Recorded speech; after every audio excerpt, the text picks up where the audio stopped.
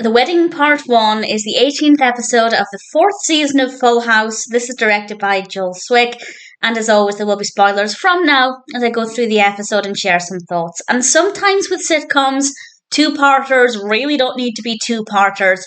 I'm so glad this one is, because it is so gripping, it is so fun, it is kind of chaotic. There are so many emotions with this episode. So I will go through things chronologically and share some thoughts. And as I said, there will be spoilers. I will explain how it ends. It does end on a cliffhanger. And even though I'd seen this before and I could remember how it ended, I still felt that tension, that anxiety, that excitement, so many different feelings, and I absolutely love it.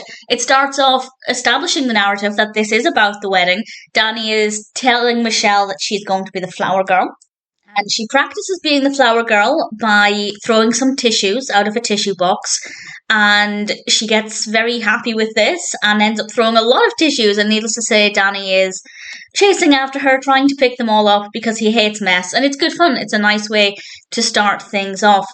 DJ and Stephanie are making a video of the wedding and the day leading up to it as a wedding present for Jesse and Rebecca. Becky, I've never called her Rebecca, which is quite nice.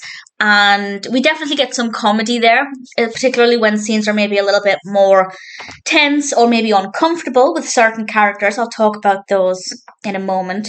And Howie is coming over, of course, with his mother, Connie. And Michelle and Howie were really good friends when they were babies. It's definitely one of the cutest episodes. And now Howie is a boy, and Michelle doesn't want to play with a boy. How things have changed. But it's really nice to have Howie here. And then there's an issue with the tux. Danny comes downstairs and the tux doesn't fit him, which is a huge problem.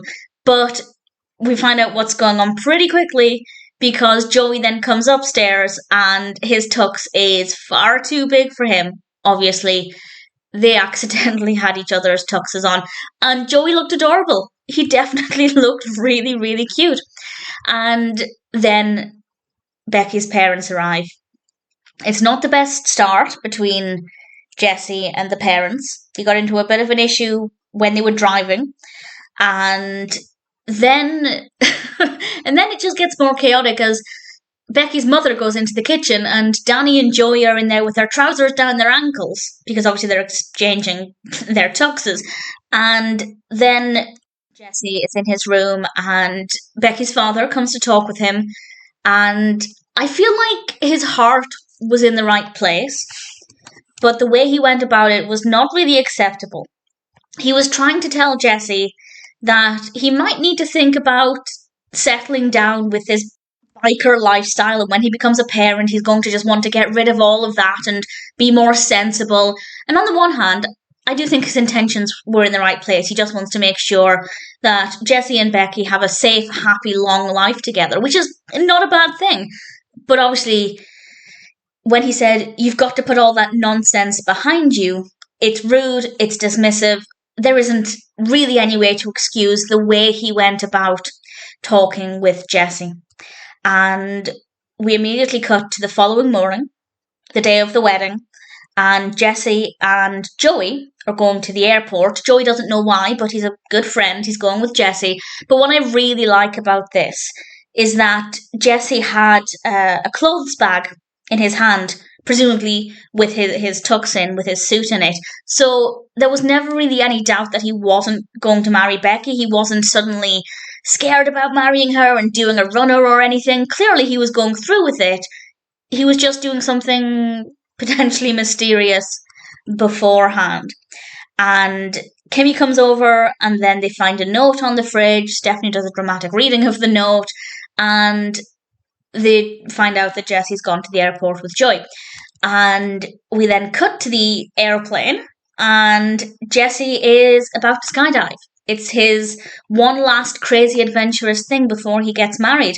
And yeah, waiting until the day of your wedding to do that probably wasn't the most sensible decision. But that being said, I think he was scared and it could have been a lot worse. His decisions could have been a lot worse. He could have suddenly realised he doesn't want to get married because it will mean having to give up everything that he loves, apart from Becky, of course, and I think the way they took it was different. Usually, when we do have weddings in sitcoms, if something dramatic is going to happen, it is often one of the characters getting cold feet. But that's not the case with Jesse. There doesn't seem to be any sense of him having cold feet. He just wants to get this out of his system while he can. And I'm not necessarily saying it's the right thing to do, but I definitely prefer it to. I think what could have been more obvious and maybe less enjoyable is Jesse getting cold feet and running. And I don't think that would have been very good at all. So actually, what we got was pretty good. And we are at the wedding very briefly. Becky finds out that Jesse's not there, and he should be. He should have been there by now. And then we cut to this brilliant cliffhanger where Jesse is stuck in a tree. His parachute got stuck in a tree. How on earth is he going to get down? He can't possibly get there in time for the wedding because the wedding time is now.